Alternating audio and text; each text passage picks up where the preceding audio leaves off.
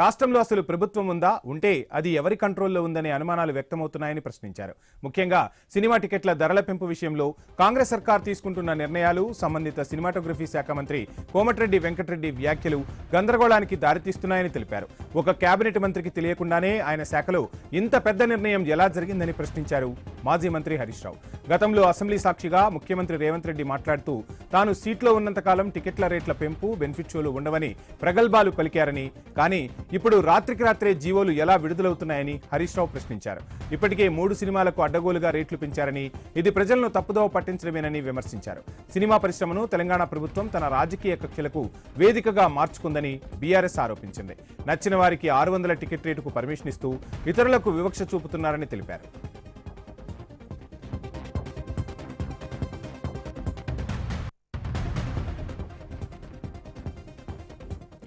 గత 10 ఏళ్లలో కేసీఆర్ హయాంలో సినిమా పరిశ్రమను కంటికి రెప్పలా కాపాడుకున్నామని, అందుకే తెలుగు సినిమా ఆస్కార్ స్థాయికి ఎదిగిందని హరీష్ రావు గుర్తు చేశారు. ప్రస్తుతం జరుగుతున్న కమిషన్ల దందాపై రాష్ట్ర గవర్నర్ దృష్టి సారించాలని, సంబంధిత శాఖ మంత్రి కోమటిరెడ్డికి తెలియకుండా విడుదలవుతున్న జీవోలపై సమగ్ర విచారణ జరపాలని బీఆర్ఎస్ తరపున డిమాండ్ చేశారు హరీష్ రావు.